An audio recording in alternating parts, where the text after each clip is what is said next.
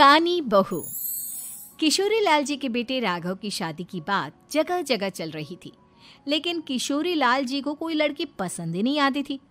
और उसकी एक ही वजह थी, किशोरी लाल जी का लालची होना। उनको लड़की वालों से मोटा दहेज चाहिए था और इसी चक्कर में एक दिन वो एक बहुत पैसे वाले के घर अपने बेटे का रिश्ता लेकर पहुंचे। उस आदमी का नाम था ओम प्रकाश। देखिए किशोरी लाल जी, मेरी एक ही बेटी है और मेरी सारी संपत्ति जायदाद सब कुछ मेरी बेटी नैना का ही है। पापा, नाम से लगता है बहुत खूबसूरत होगी। कितना अच्छा नाम है ना, नैना।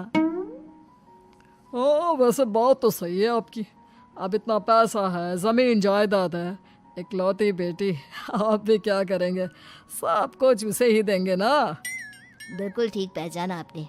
बस बेटी की शादी और सारी जायदाद उसके नाम। पापा, बिना देखे हाँ कर दीजिए ना। इतना अच्छा रिश्ता फिर कहाँ मिलेगा? माला माल हो जाएंगे हम।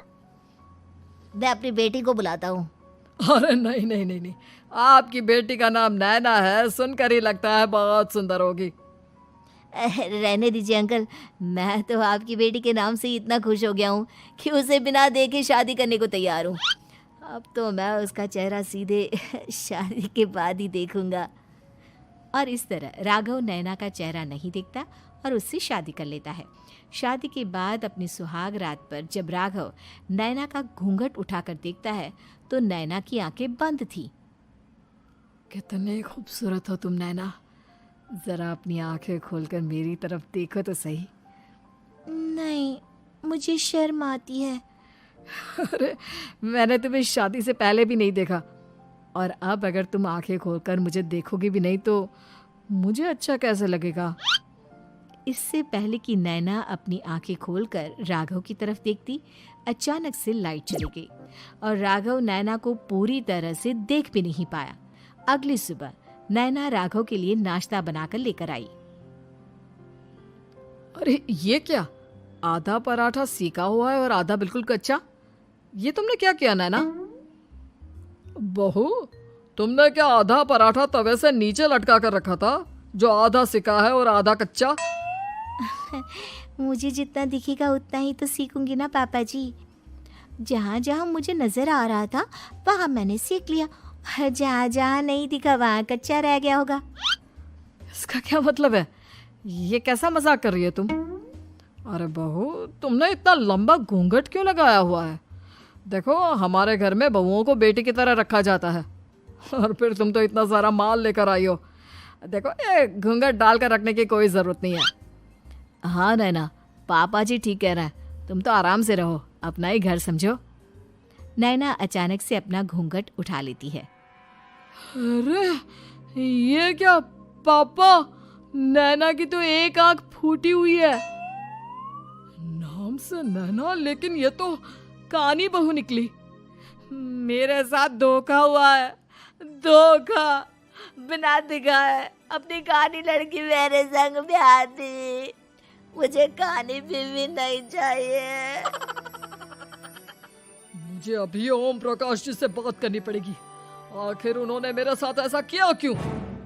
अरे, आप लोगों ने ही तो पापा से कहा था कि आप लोग शादी से पहले मुझे देखना नहीं चाहते। अब मेरे पापा पर क्यों इल्जाम लगा रहे हैं? अरे लेकिन उन्हें बताना तो चाहिए था ना कि तुम कानी हो, एक आंख से तुम्हें दिखाई नहीं देता। किशोरी लाल और राघव नाराज होकर ओम प्रकाश को अपने घर बुलाते हैं। पापा जी, ये आपने क्या किया? शादी से पहले बताया क्यों नहीं कि नैना की आंखों में परेशानी है? अरे, आप ही ने तो लड़की देखने से मना कर दिया था। और लेकिन आप बता तो सकते थे। आपको तो हमारी बेटी की प्रॉपर्टी चाहिए थी, वो भी पूरी की पूरी। अब क्या हुआ अगर उसे आधा दिखाई देता है?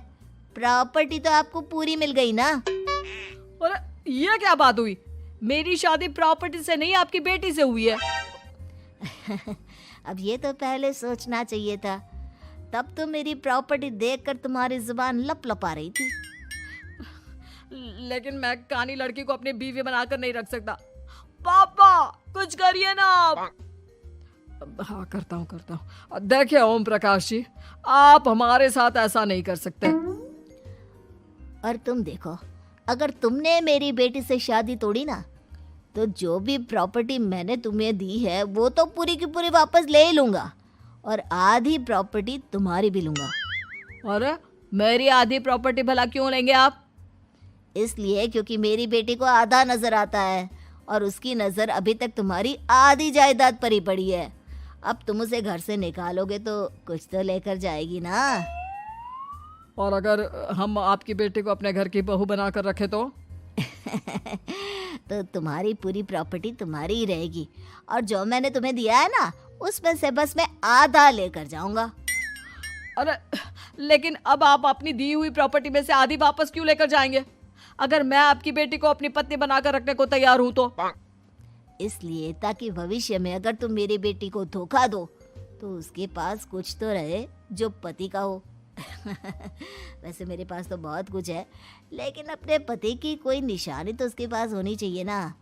अब अगर तुमने मेरी बेटी को कहानी कहा तो तुम्हें प्रॉपर्टी भी कहानी ही मिलेगी, पूरी नहीं। जमाए राजा।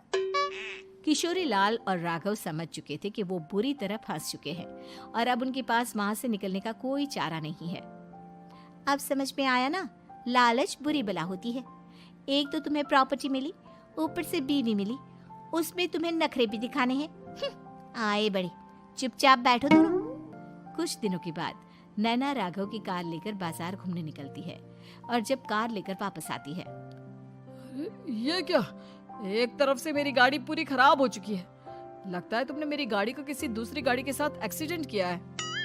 अरे अरे कितना बड़ा नुकसान कर दिया तुमने बहू। वो क्या है ना पापा जी, मुझे एक आंख से दिखाई नहीं दे रहा था, सामने से गाड़ी आ रही थी।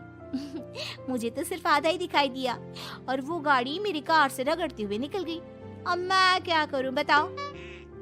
आप इसे ठीक कराने के पैसे कौन देगा? तुम्हारे पापा। तुमने मुझसे इस तरह से बात की? अभी रुको। नैना राघव की शिकायत ओम प्रकाश को कर देती है। देखो राघव, अब जो मेरी आधी प्रॉपर्टी तुम्हारे पास थी ना, उसमें से आधी और मैं लेकर जाऊंगा, क्योंकि तुमने मेरी बेटी को डांटा। अरे नहीं नहीं पापा जी, गलती हो गई, माफ कर दो। गलती की तो कोई गुंजाइश ही नहीं। अगली बार मेरी बेटी को डांटा तो बची हुई आधी में से आधी और ले जाऊंगा। लालच के चक्कर में हम दोनों ने बहुत बड़ी गलती कर दी बेटा। एक तो तुम्हें कानी बहू मिली और ऊपर से जो माल मिला वो भी काना। इस तरह राघव की हर एक गलती पर ओम प्रकाश उसकी प्रॉपर्टी का आधा आधा हिस्सा लेकर अपना सारा माल वापस ले गया और राघव को कानी बीवी से काम चलाना पड़ा। भाई लालच वाकई में बुरी बला है।